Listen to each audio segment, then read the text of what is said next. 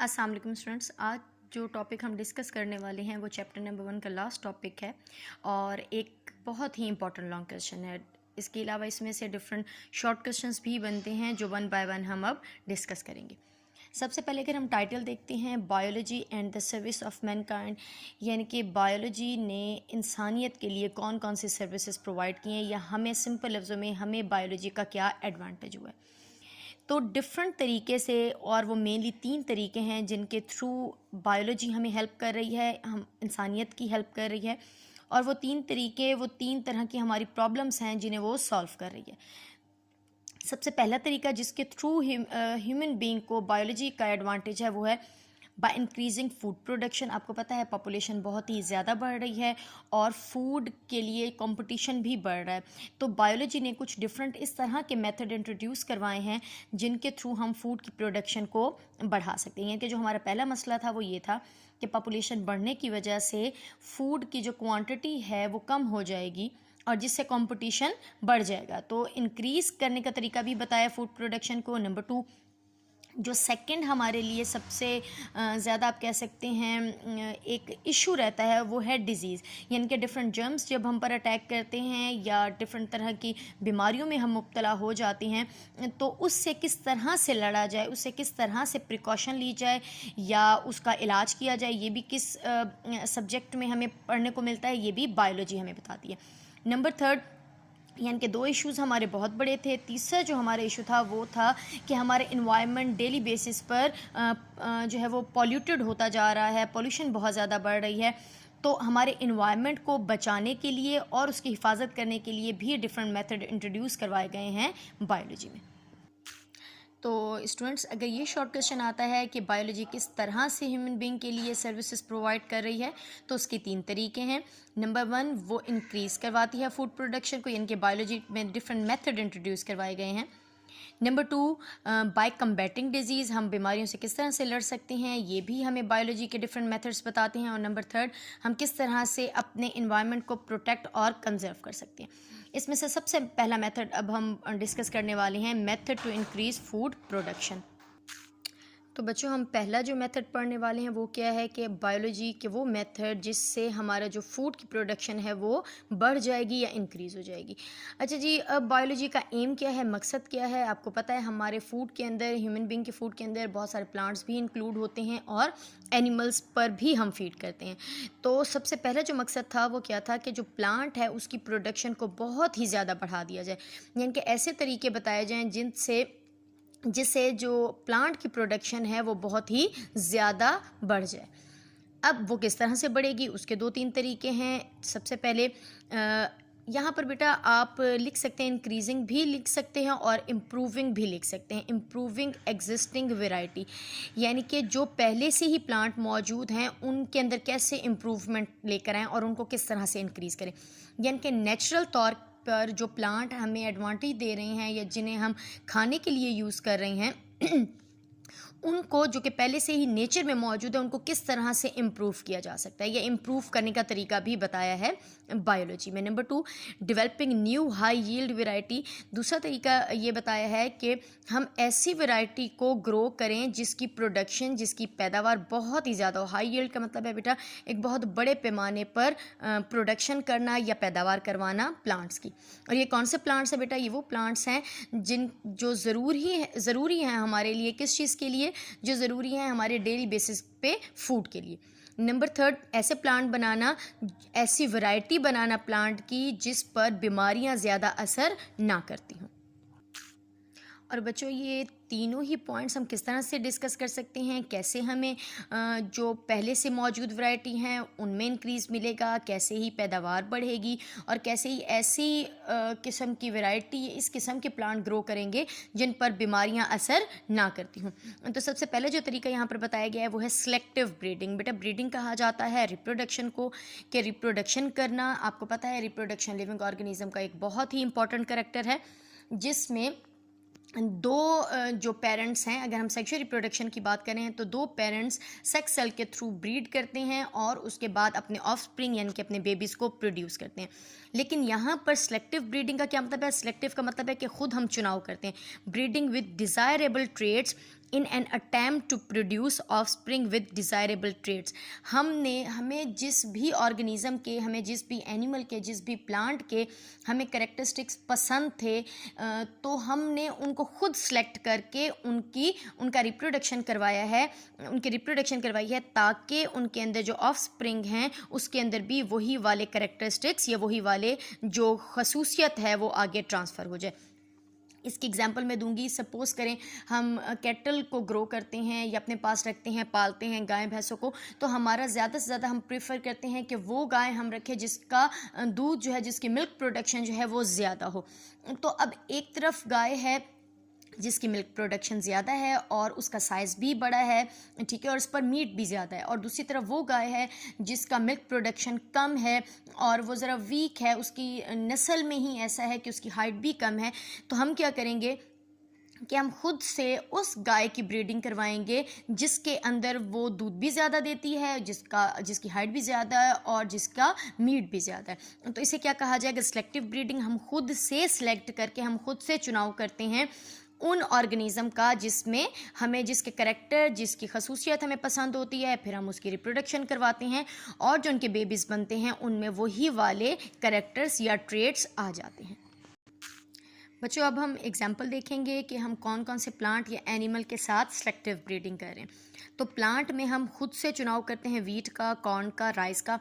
बेटा ये मैं आपको एक छोटी सी एग्जाम्पल दूंगी कि अगर हमने, और ये वो बच्चियाँ बहुत अच्छे से इसको समझ सकती हैं जिनकी अपनी ज़मीन है। सपोज़ करें हमने एक वीट को ग्रो किया है, ठीक है, एक सीज़न में वीट को ग्रो किया है।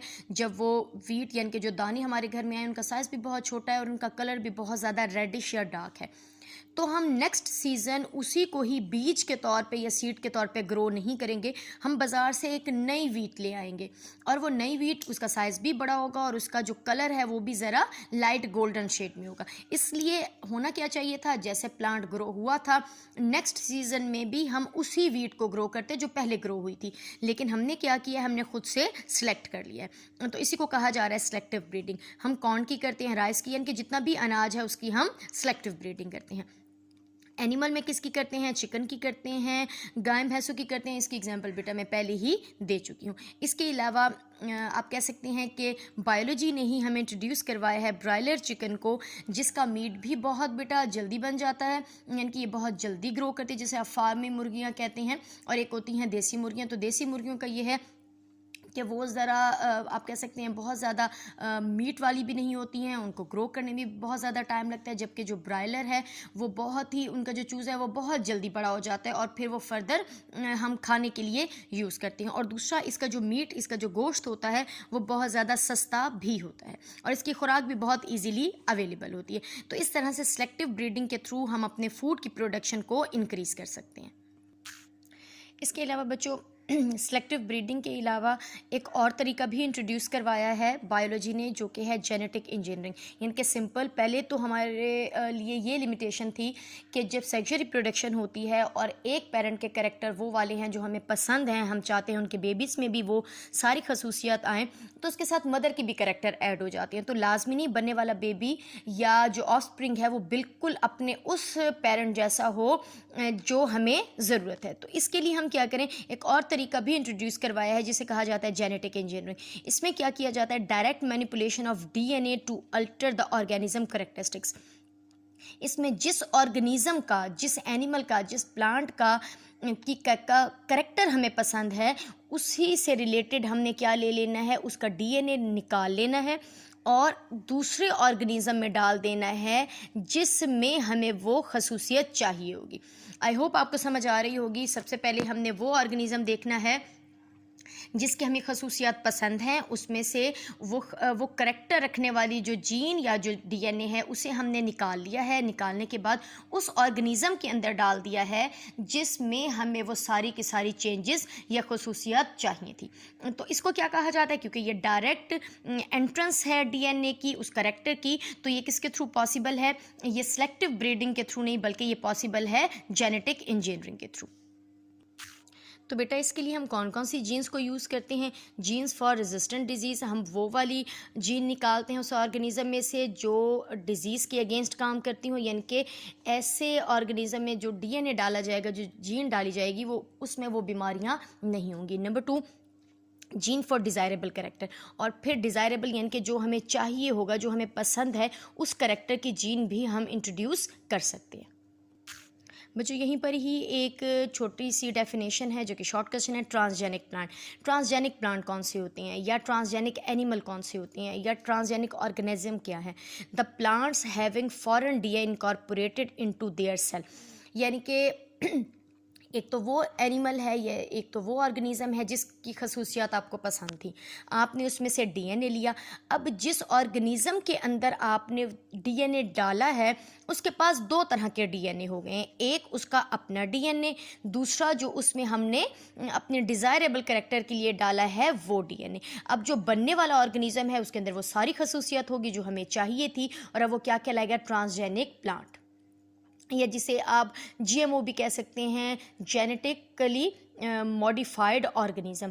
तो अगर आपने प्लांट में डाला है तो नया बनने वाला ट्रांसजेनिक प्लांट होगा, अगर आपने डीएनए एनिमल में डाला है तो बनने वाला ट्रांसजेनिक एनिमल होगा। और इस तरह से भी हम उससे वो तमाम कैरेक्टर्स ले सकते हैं जो कि हमें पसंद है। नेक्स्ट हम देखते हैं कि इनकी प्रोपगेशन कैसे की जा सकती है, इन सेल को, इन ऑर्गेनिज्म को नंबर में कैसे बढ़ा सकते हैं। तो इसके दो तरीके हैं। बच्चों एक कॉमन सेंस की बात है कि जेनेटिक इंजीनियरिंग एक बहुत ही, आप कह सकते हैं कि बहुत ही टाइम टेकिंग प्रोसेस भी है और इसके अलावा काफ़ी एक्सपेंसिव भी है। तो इसलिए जो कैरेक्टर्स चाहिए, जो ऑर्गेनिज़म चाहिए, वो बार बार बनाने के बदले में क्या किया जाए, एक ऑर्गेनिज़म वैसे बनाकर उससे रिलेटेड उसकी बहुत सारी कॉपीज़ बनवा लेनी चाहिए। इसी को हम कह रहे हैं प्रोपगेशन, जिसके दो मेथड हैं। Number 1 cloning, number 2 tissue culture technique. बेटा ये दोनों भी शॉर्ट क्वेश्चन हैं।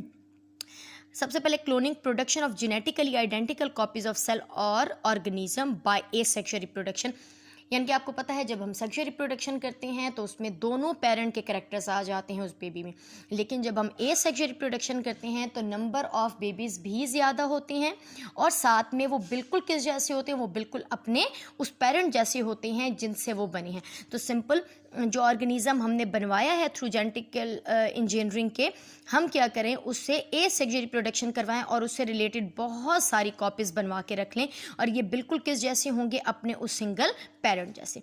दूसरा तरीका क्या है? Tissue culture technique, growth of tissue separated from plant into liquid medium is called tissue culture technique. क्या किया जाए कि जब प्लांट ग्रो कर रहा होगा और उसके अंदर बहुत सारे टिश्यूज़ होंगे, बन रहे होंगे, तो उन बहुत एक प्लांट के सपोज करें हमने 100 टिश्यूज़ लिए हैं और वो 100 टिश्यूज़ हमने लिक्विड मीडियम के अंदर ग्रो किए हैं, तो कितने प्लांट बनेंगे? 100 प्लांट बनेंगे, जबकि नेचुरली कितने बनने थे? एक बनना था। आपको समझ आ रही है बच्चों कि जो जाइगोट बना, जो सीड बना, जो एम्ब्रियो बना, जब वो ग्रो करने लगेगा उसमें से जब टिश्यू लेवल आएगा तो हम उसमें से बहुत सारे टिश्यूज़ ले लेंगे। अब हर एक टिश्यू को हमने ग्रो करना है लिक्विड मीडियम में और उतने ही प्लांट बनेंगे जितने हमने टिश्यू ग्रो किए हैं। तो नेचुरली कितने प्लांट बनने थे? एक प्लांट बनना था, लेकिन अब कितने प्लांट बनेंगे? जितने हमने ग्रुप ऑफ टिश्यूज़ या जितने हमने टिश्यू लिए हैं। तो आई होप आपको यहाँ तक समझ आ गया होगा। बेटा ये लॉन्ग क्वेश्चन है और लॉन्ग क्वेश्चन के साथ साथ इसमें से जो सेलेक्टिव ब्रीडिंग है या जेनेटिक इंजीनियरिंग है या क्लोनिंग या टिश्यू कल्चर टेक्निक, ये सारे शॉर्ट क्वेश्चंस हैं।